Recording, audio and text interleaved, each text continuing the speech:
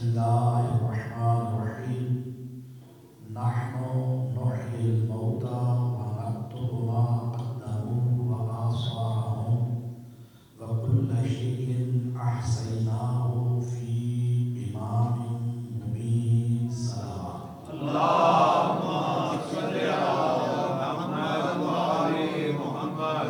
نعرہ تکبیر اللہ اکبر. ماشاءاللہ کثیر تعداد میں مومن تشریف فرما ہے. بلکہ خالق کا نام لینا بہت بڑی عبادت ہے. مل کر نعرہ تکبیر اللہ اکبر. نعرہ رسالت یا رسول اللہ. نعرہ رسالت یا رسول اللہ. نعرہ حیدری یا علی.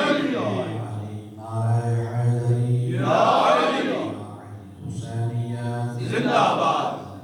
حسینیت زندہ باد. یزیدیت مرد آباد. یزیدیت مرد آباد. مرحوم کی بلندی درجات کے لیے آواز بلند صلوات. اللهم صل على محمد وآل محمد. اس سے پہلے کہ جو ہے بنی طالب سامنے تلاوت کی اس کے ضمن میں اپنی معلومات آپ کی خدمت عالیہ میں پیش کروں. دعائے خالق لم یزل آپ تمام حاضرین کا اس مقدس صفحہ عذاب میں تشریف لانا عبادت میں شمار فرمائے. الہی آمین. مانیات کی صفحہ عذاب چاہیے کا اخراجات نظر نیاز اکبر کا خالق اپنی بارگاہ میں نظر و قبول فرمائے. الہی آمین. اس سے پہلے جو ذکر اہل بیت کیا جا رہا ہے اس سے پہلے اس مقام میں بھی جو ہم نے خیر کیا گیا ہے اس کے صدقہ میں خالق لم یزل ونہم مغفور جناب صابر حسین ان کے والدین اور ان کے خاندان کے لیے تمام مرحومین کے درجات کو بلند سے بلند تر فرمائے. الہی آمین. اور جماعت شہدائے کربلا میں اعلیٰ مقام عطا فرمائے. الہی آمین. اور ہم زندوں کو موت کو یاد رکھنے کی توفیق عطا فرمائے. الہی آمین. ان تمام دعاؤں پہ قبولیت کی مہر لگانے کے لیے آواز بلند صلوات. اللهم صل على محمد وآل محمد. جو آیا مجید تلاوت کے اس موضوع پہ گفتگو سے پہلے ایک چھوٹا سا پیغام آپ کی سماعتوں میں نظر کرنا چاہتا ہوں. ماشاءاللہ. بسم اللہ. جہاں کہیں بھی یہ ایصال ثواب کی مجالس ہوتی ہے ہمارے کسی بھی عزیز ماننے والے کا چاہے سیووں ہو 10واں ہو یا 40واں ہو تو وہاں پہ مجلس کے بعد ختم پڑھا جاتا ہے اور ایک یا دعا کی جاتی ہے. تو ایک لسٹ جو ہے وہ دعا کرنے والے کے ہاتھ میں تھما دی جاتی ہے. بڑی سادہ سی گفتگو تاکہ ہر بندے تک بات پہنچ جائے. جی ماشاءاللہ. اس کے اوپر لکھا ہوتا ہے کہ اس مرحوم کے لیے ہم نے مثال کے طور پر 20 قرآن مجید پڑھے 200 مرتبہ سورہ یاسین پڑھی اتنی مرتبہ سورہ مزمل سورہ واقعہ سورہ توجہ ہے. جی ماشاءاللہ. یعنی ہم گن گن کر اس کو بتا رہے ہوتے ہیں جو ان گنت عطا فرماتا ہے. سبحان اللہ. یعنی جو ان گنت عطا فرماتا ہے ہم اسے گن گن کے بتا رہے ہیں. حالانکہ ہم نہ بھی بتائیں تو وہ جانتا ہے. بلکہ متوجہ میں جملہ یوں کہہ دوں تو بے جا نہ ہوگا کہ جو ہماری گنتی میں ہم سے بھول گیا ہے وہ اسے جانتا ہے. لیکن ہم اسے گر گر کے بتا رہے ہوتے ہیں کہ میں نے اتنا قرآن پڑھا اتنا فلاں ذکر کیا اتنا فلاں ذکر کیا. لیکن ان نوجوانوں کے لیے جو پیغام پہنچانا چاہتا ہوں کبھی غور اس بات پر آپ نے کیا کہ ہم یہ اپنے مرحومین کے لیے 2 کام کرتے ہیں. کیونکہ اکثر یہاں پہ تو سارے دوست آپ تشریف فرمائے جب بھی ہماری اس طرح کی مجالس ہوتی ہیں نا ایصال ثواب کی تو ہمارے ساتھ ہمارے برادران اہل سنت تشریف لاتے ہیں کہ ہم اکٹھے رہتے ہیں ہمسائیگی میں ہوتے ہیں اور کبھی کبھی وہ سوچنے لگ جاتے ہیں کہ کیا کریں. مثال کے طور پہ تصور بھٹی صاحب ہیں صابر صاحب ہیں رضا صاحب ہیں ان کے ساتھ واسطہ ہے تعلق ہے اٹھنا بیٹھنا ہوتا ہے. لیکن ان چیزوں کا ہر کام بڑا عجیب ہے.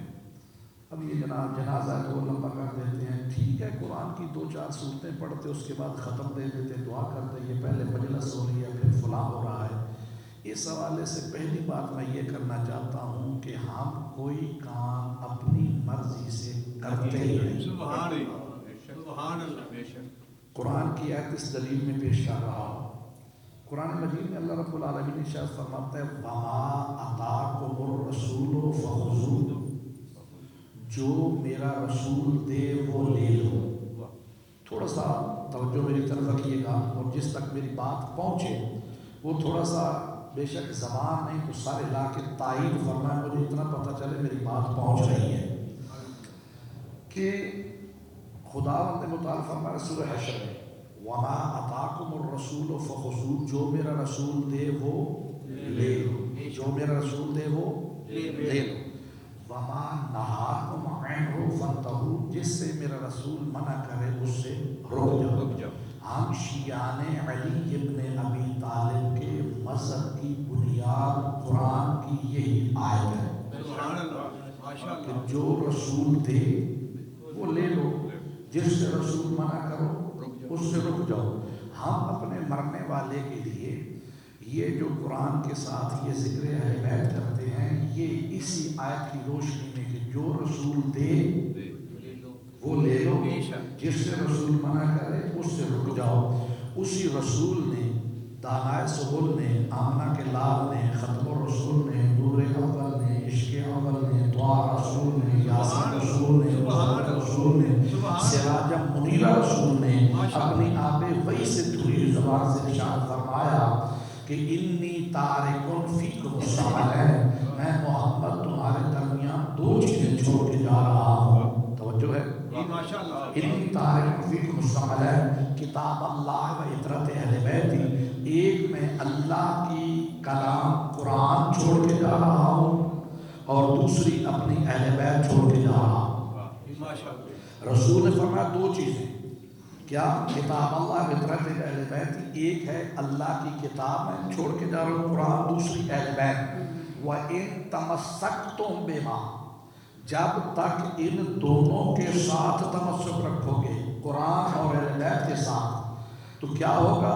وَإِن تَمَسَّكْتُم بِمَا لَن تُضِلُّوا بَعْدِي، میں نبیوں کا نبی اس بات کی گارنٹی دیتا ہوں کہ اگر قرآن و اہل بیت کے ساتھ تمسک رکھو گے تو تم کبھی میرے بعد گمراہ ہو ہی نہیں سکتے۔ ماشاء اللہ، واہ واہ واہ واہ، بے شک، بے کوئی شک، کہنے والا عام بندہ نہیں ہے، کائنات کا رسول ہے، بلکہ آدم سے لے کر عیسیٰ تک نبیوں کا نبی ارشاد فرما رہا ہے۔ اگر قرآن و اہل بیت کے ساتھ تمسک رکھو گے تو کبھی گمراہ نہیں، یہاں پہ حدیث رکی نہیں بلکہ پھر فرمایا حتی یرد علی الحوض، یہاں تک کہ یہ قرآن و اہل بیت میری امت کو مجھ محمد کے پاس حوض کوثر تک پہنچائے۔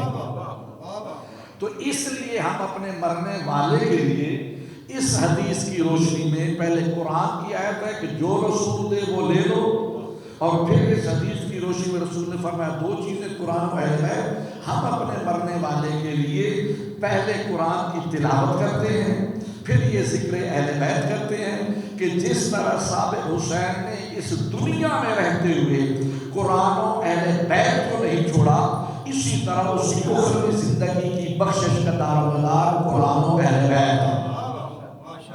تو جو ہے تو اس لیے میرے محترم سامعین ہم ذکر اہل بیت بھی کرتے ہیں، تلاوت قرآن بھی کرتے ہیں، لیکن دوسری بات جو کہ آخر یہ قرآن کیوں پڑھا جاتا ہے، جو میں سمجھا ہوں اگر یہی بات ہو تو بول کے اب میری تائید فرمائیے گا کہ یہ قرآن ہم اس لیے پڑھتے ہیں کہ ہمارا جو عزیز صاحب حسین اس دنیا سے چلا گیا، کچھ جس اخروی زندگی کی طرف وہ منتقل ہوا ہے، علی والا مرتا نہیں ہے اور ہے نہیں، منتقل ہوتا ہے، تو جس اخروی زندگی کی طرف منتقل ہوا ہے وہاں پر بھی اسے کچھ مصیبتیں یا پریشانیاں آ سکتی بولو ہیں، تو گویا ہمارا پڑھا ہوا یہ قرآن ہمارے مرنے والے کی اخروی زندگی کی پریشانیاں اور مشکلات کو دور بولو، اسی لیے پڑھتے ہیں قرآن، یہ کوئی اور وجہ بھی ہے،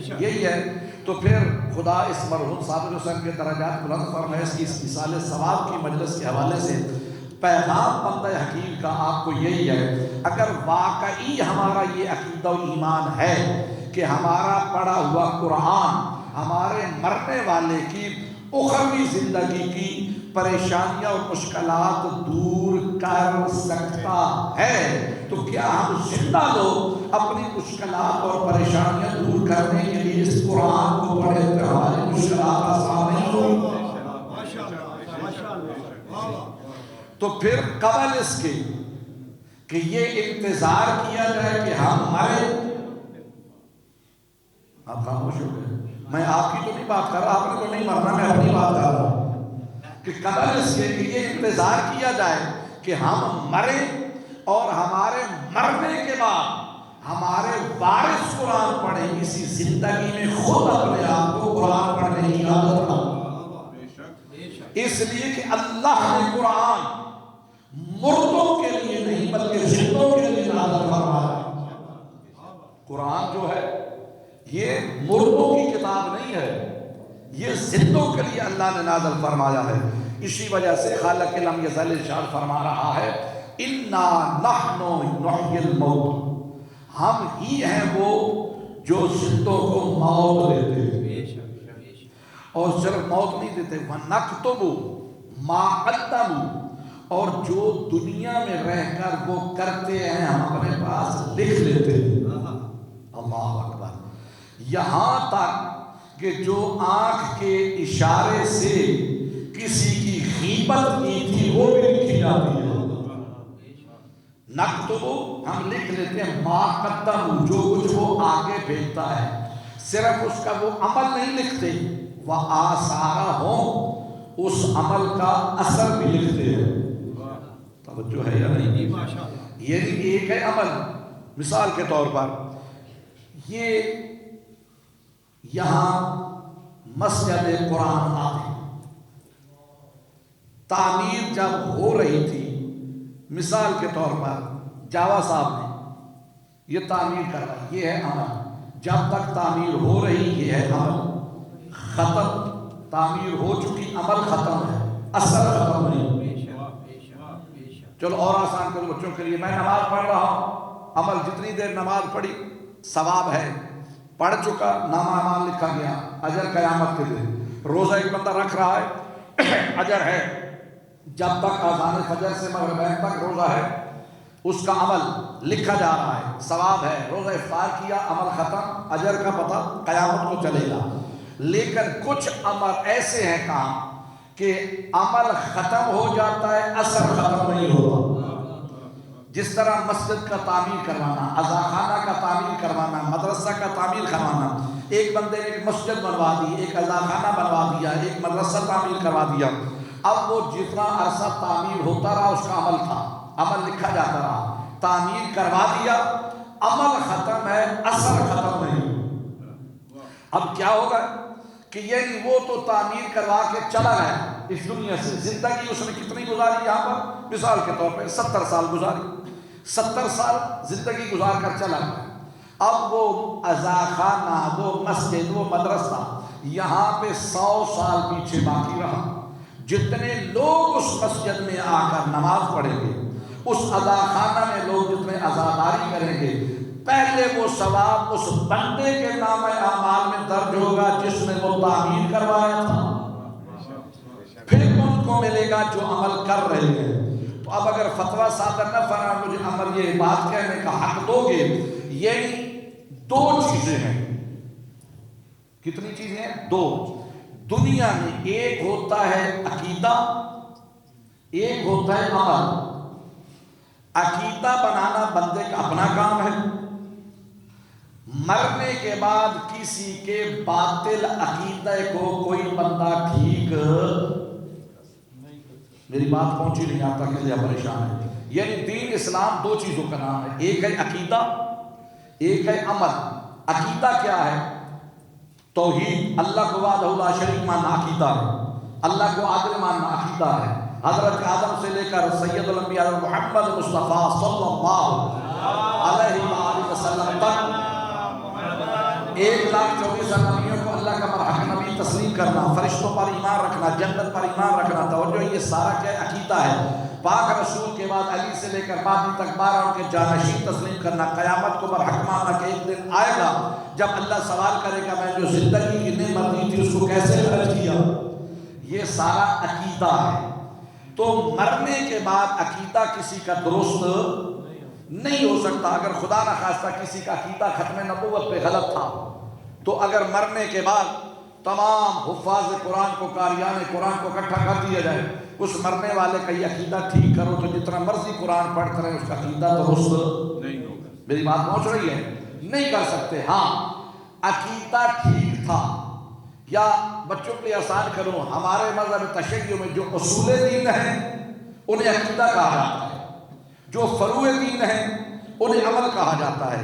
نماز، روزہ، حج و زکوٰۃ واجب ہیں، انسان کے اس کے بغیر گزارا نہیں ہے.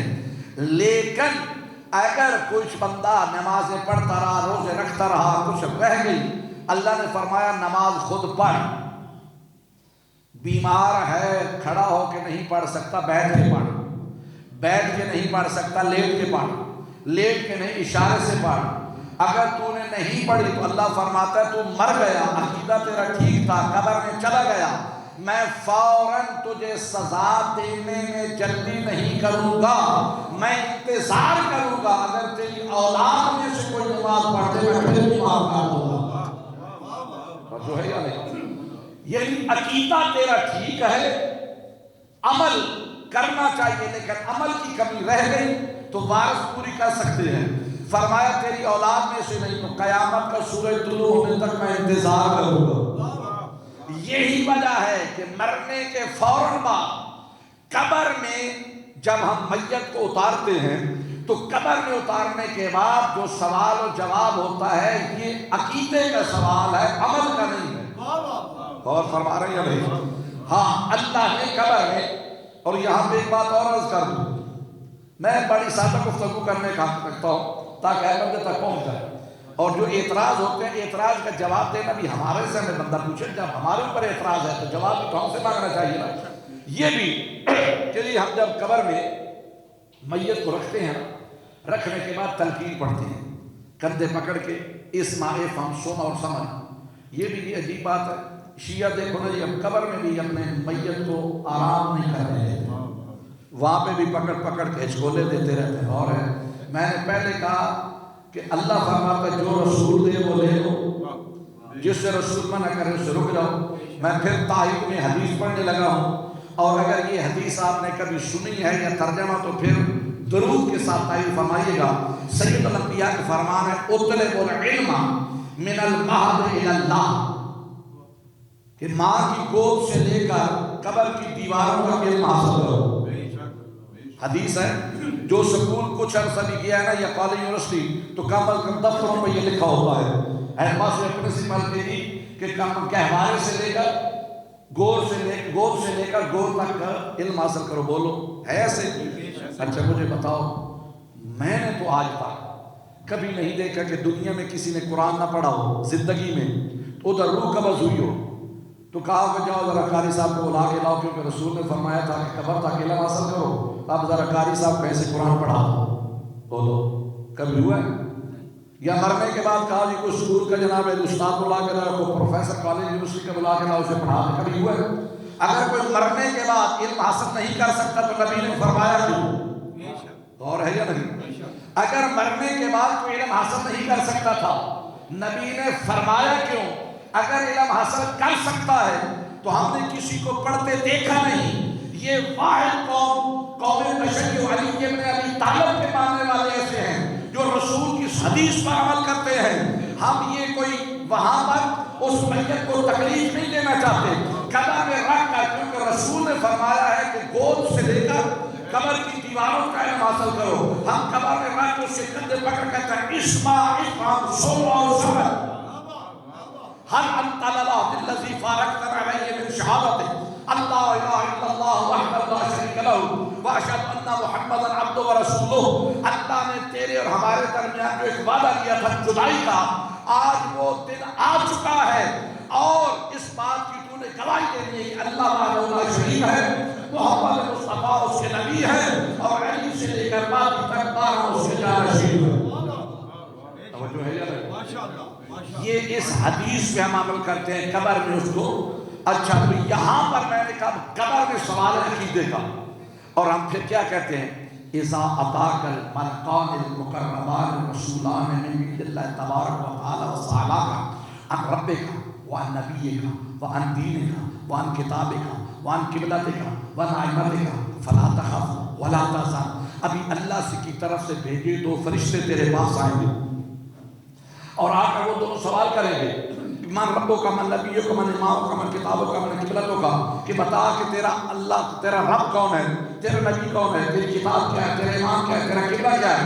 ولا تخف ولا تحزن، ان سے نہ خوف محسوس کرنا ہے فرشتوں سے، کیونکہ وہ اور ہوتے ہیں جو فرشتوں کو دیکھ کے ڈر جاتے ہیں. تو علی والا ہے، ان سے نہ ڈرنا ہے نہ خوف محسوس کرنا ہے. وقل فی جوابہما اللہ جل جلالہ ومحمد نبی والقرآن کتابی والکعبۃ قبلتی وامیر وعلی ابن ابی طالب امامی والحسن امامی والحسین امامی وعلی زین العابدین امامی ومحمد الباقر امامی وجعفر الصادق امامی وموسیٰ الکاظم امامی وعلی الرضا امامی ومحمد الجواد امامی وعلی الہادی امامی والحسن العسکری امامی والحجۃ القائم امامی. اور فرشتوں کے جواب میں نہ ڈرنا ہے نہ خوف محسوس کرنا، جواب میں کہتے ہیں اللہ میرا رب ہے، محمد میرے نبی ہے، قرآن میری کتاب ہے، کعبہ میرا قبلہ ہے، علی سے لے کر مہدی تک میرے 14 ہاتھی ہیں.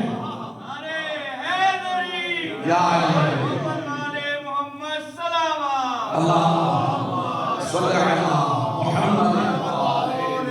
توجہ ہے یا نہیں؟ یہ کیا ہے؟ قبر میں اتارنے کے بعد، تعویذ قبر بند کرنے کے بعد وہاں پہ سوال عقیدے کا ہے. عمل اللہ نے قیامت تک کے لیے مہر رکھا ہے. اس لیے اگر تو نے نماز نہیں پڑھی تیری اولاد پڑھ دے، حج تو نے نہیں کیا تیری طرف سے کسی سے کروا دیا جائے. غور ہے یا نہیں؟ تو قیامت تک کے لیے اسی وجہ سے میں نے کہا کہ عمل دو طرح کے ہوتے ہیں. اب ایک بندہ نے دنیا میں زندگی گزاری 70 سال، 15 سال بلوغت کے نکل گئے، پیچھے رہے اس کے کتنے 55 سال نیکیاں بھی کی، گناہ بھی کیے، لیکن گناہ تھے زیادہ، نیکیاں تھی کم، عقیدہ تھا ٹھیک. توجہ فرما رہے ہیں؟ عقیدہ درست تھا، عمل کرتا رہا، نیکیاں کم تھی، گناہ زیادہ تھے، لیکن وہ مسجد بنوا کر، امام بارگاہ بنوا کر، کوئی اس طرح کا اور عمل کر کے دنیا سے چلا گیا. پیچھے وہ 70 سال 100 سال مسجد رہی، امام بارگاہ رہا، وہاں پہ 50 کا 100 بندہ نماز پڑھتا تھا، اذان کرتا تھا، ان کا سارا ثواب اس کے نامہ اعمال میں درج ہوگا. اس نے گناہ کیے 50 سال 100 سال، وہ ہزاروں کی تعداد میں لوگ جو نیکیاں کر رہے ہیں، قیامت کے دن جب اٹھے گا گناہ ختم ہو کے نیکیوں کا پار ہوگا. جو ہے، اور پھر میں حدیث پیش کر رہا، نبی ارشاد فرماتے ہیں یا علی تیری محبت گناہوں کو ایسے کھاتی ہے جس طرح آگ خشک لکڑی ہو. کوئی یہ نہ سمجھنے کہ عمل کی ضرورت عمل کرو، لیکن درست عقیدے کے ساتھ وہ محبت و ولایت علی لے کر دنیا سے چلا گیا، 100-200 سال قبر میں رہا، تو جب قبر سے اٹھے گا گناہ ختم ہو کے لیے بڑھ چکی ہو. درود پڑھا ہے محمد کی ذات.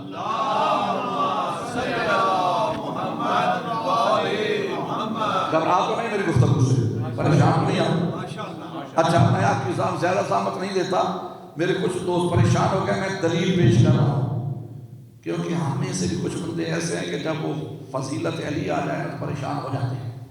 جو ہے میں دلیل پیش کر رہا ہوں کہ کیسے میں نے کہہ دیا. بھائی گزارا یہ ہے کہ سنو، اللہ اکبر، سید الانبیاء کا یہ جو فرمان ہے، ابھی میں نے آپ کے سامنے پڑھا کہ اگر نماز مسجد کوئی بنوا دے تو سب نماز کی ہوگی، نماز سال سے ملے گا. بولو، اگر میرے فرض تھا تو میں نے نہیں کیا تو حج بدل جیسے کہتے ہیں، بھائی میرے مرنے کے بعد میری اولاد حج کروا دے، ثواب مجھے ملے گا یا نہیں ملے گا؟ مل جائے گا. اچھا اب سنو، پھر فتویٰ میرے اوپر لگانا، بات سنیے گا.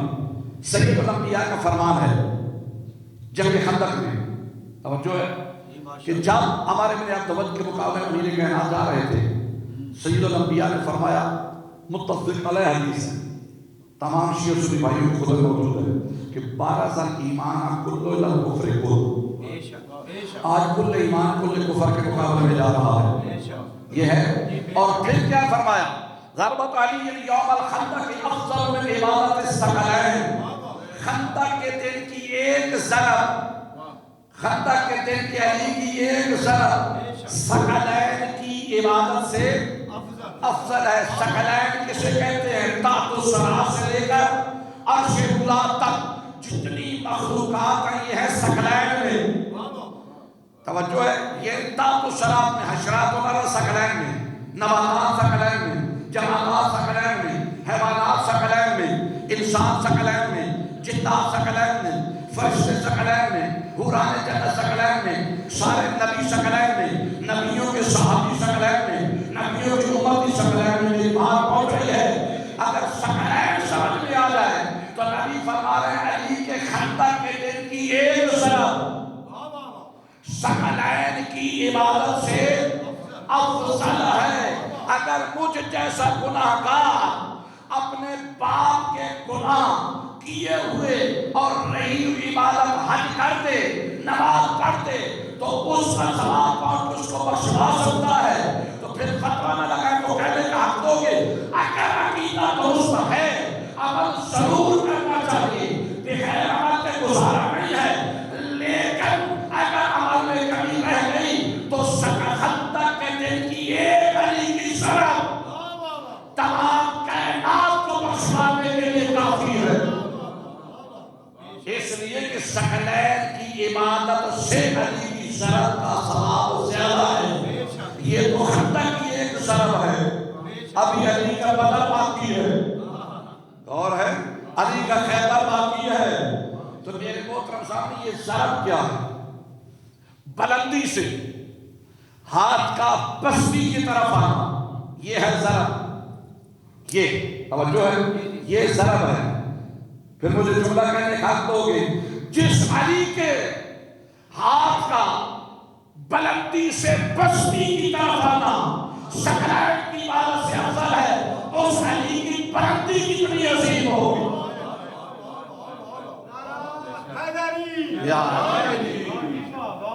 توجہ ہے یا نہیں؟ جس علی کا بلندی سے پستی کی طرف آنا اتنا بلند، اس کی بلندی کیا ہوگی میرے محترم سامعین۔ لیکن اس کا مطلب یہ نہیں ہے کہ علی والے کو عبادت کی ضرورت نہیں، نہ۔ قرآن مجید میں وہ علی جو خود ایک رات میں 1000 رکعت نماز پڑھے، 2000 سجدے کرنے والا علی، خدا کی قسم اللہ آپ کی بخشش کے بہانے نہیں گا۔ کہتا ہے باپ تیرا ہے، ماں تیری ہے، اس کے سامنے چلو نہ ہو جنت میں دے دوں گا۔ کتنا مشکل کام ہے، وہ ہے مشکل کام۔ دنیا کا ہر بندہ اپنے نافرمان کو اپنے گھر میں اپنے ڈیرے پہ بلاتا ہے عزت کرنے کے لیے۔ تصور صاحب جی بے شک، مجھے بتاؤ، آپ لوگ گاؤں میں رہنے والے ہیں، جو علاقے کا جناب علی ملک چودھری ہوتا ہے، ڈیرےدار سیاسی بندہ، اگر کوئی اس کی گستاخی کرے، نافرمانی کرے، تو اپنے ڈیرے پہ اسے شاباش دینے کے لیے بلاتا ہے، عزت کرنے کے لیے، بولو عزت کرنے کے لیے۔ پھر دیکھو وہ کتنا کریم ہے کہ دنیا کا ہر وڈیرا اپنے نافرمان کو اپنے گھر میں بلاتا ہے عزت کرنے کے لیے، لیکن جو کائنات کو منصب دینے والا ہے، جو کائنات کو جناب علی دولت دینے والا ہے، اقتدار دینے والا ہے، رزق دینے والا ہے، ہر چیز عطا کرنے والا کوئی شے قدیر ہے، وہ اپنے نافرمان کو اپنے گھر میں بلاتا ہے تو عزت کرنے کے لیے نہیں، اس کا رتبہ بلند کرنے کے لیے بلاتا ہے۔ اپنے گھر میں وہ بلاتا ہے تو کہتا ہے میرے بندے تو بھولا رہا ہے، تو 70 سال کا بوڑھا ہو گیا ہے، تجھے میرے گھر میں آنے، تو نے 70 سال تو نے دیر کر دی، میں تو تیرا انتظار کر رہا تھا۔ جب ایک سفید ریش بزرگ اسے ایک مرتبہ یا اللہ کہتا ہے، وہ کئی مرتبہ کہتا ہے لبیک یا عبدی، لبیک یا عبدی، او میرے بندے میں تو تیرا انتظار کر رہا تھا۔ خدا کی قسم اس کے معاف کرنے میں دیر نہیں ہے، ہمارے اس کے دروازے پہ آنے میں دیر ہے۔ وہ اتنا کریم ہے، وہ اتنا کریم ہے۔ میرے چوتھے امام صاحب اللہ علیہ وسلم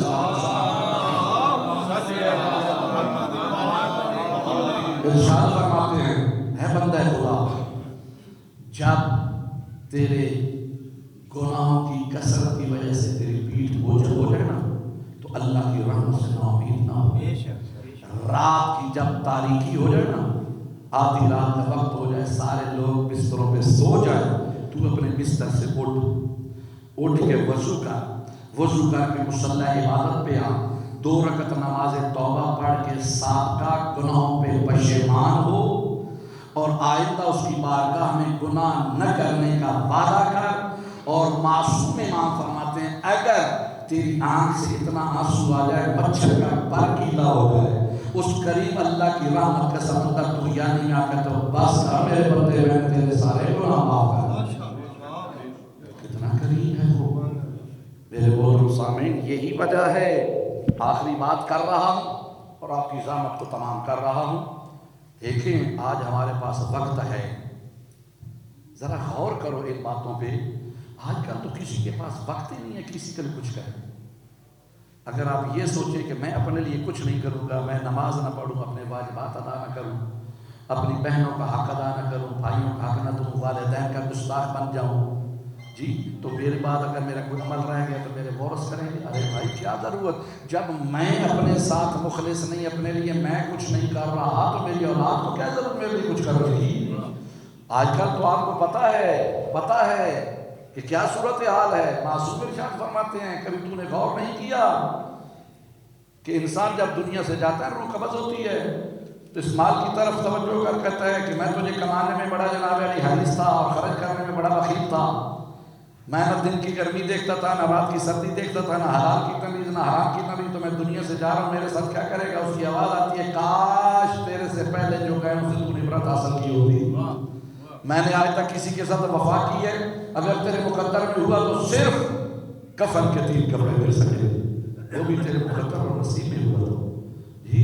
اور وہ اولاد جس کے لیے دن رات لگے ہوئے ہیں کیا کریں. چھوٹے چھوٹے بچے ہیں میں یہ نہیں کہتا نہ کرو ضرور کریں لیکن اپنے واجبات کو پیچھے چھوڑ کر بچوں کے لیے نہ کریں. بہت سے گناہ ایسے ہیں کہ جو انسان صرف اپنی بیوی اور اولاد کی وجہ سے کرتا ہے نہیں کرنا چاہتا.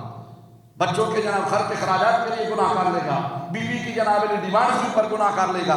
تو معصوم فرماتے ہیں نہ حساب تو نے اپنا خود دینا ہے کہ جب وہ دنیا سے جاتا ہے روح سے پوچھتی ہے اولاد سے کہ تم میرے ساتھ کیا کرو گے. اولاد رو رہی ہوتی ہے بیوی رو رہی ہوتی ہے والدین رو رہے ہوتے ہیں. عارف باللہ کا ایک واقعہ ہے دنیا سے گیا اس کے اوپر قومیں کی اللہ تعالی ہو گئی تو دیکھا سب رو رہے ہیں. اچانک کو جب اس کی آنکھ کھلی دیکھا والدین بھی رو رہے ہیں اولاد بھی رو رہی ہے زوجہ بھی رو رہی ہے. پوچھے بھئی کس وجہ سے. والدین کہتے ہیں ہم نہ روئے تو کون روئے گا. اس لیے کہ ہم بوڑھے ہیں تو بڑھاپے میں ہمارا سہارا تھا. بیوی سے پوچھا اس نے کہا دیکھو کہ جوان میں بھی ہوں بوڑھا تو بھی نہیں تھا اس جوانی میں مجھے بیوی کا داغ تو دے کے داغ جا رہا ہے میں نہ روؤں تو کون روئے گا. بچوں سے پوچھا کہا آپ ہمیں یتیم کر کے جا رہے ہیں لوگ ہمیں یتیم کر کے پکاریں گے. اس کے بعد اس نے خود رونا شروع کر دیا. اب باپ پوچھتا ہے بیوی پوچھتی ہے اولاد تو کیوں رو رہا ہے. کہا میں اس لیے رو رہا ہوں کہ ساری زندگی تمہارے دکھ کو اپنا دکھ سمجھا تمہاری پریشانی کو اپنی پریشانی سمجھی. میں نے زندگی اپنے لیے نہیں تمہارے لیے گزاری لیکن اب میں دنیا سے جا رہا ہوں. والدین کے اپنے بزرگ بڑھاپے پہ رو رہے ہیں بیوی اپنے بیوہ ہونے پہ رو رہی ہے اولاد اپنے یتیم ہونے پہ رو رہی ہے. میرے بارے میں کوئی بھی نہیں سوچ رہا کہ میرے ساتھ آگے کیا ہوگا. میرے بارے میں کوئی بھی نہیں سوچ رہا کہ میرے ساتھ آگے کیا ہوگا. اس وقت روح کو یہ جواب آگے سے ملتا ہے مال و دولت کی طرف سے. دیکھ اولاد جو کہتی ہے اولاد کہتی ہے ہم صرف یہ کر سکتے ہیں آپ کے لیے کہ بہترین آپ کو غسل دیں گے بہترین کفن پہنائیں گے اور کفن پہنانے کے بعد بہت جلدی تجھے ہم اپنے زندوں کے درمیان برداشت نہیں کریں گے. گاؤں سے باہر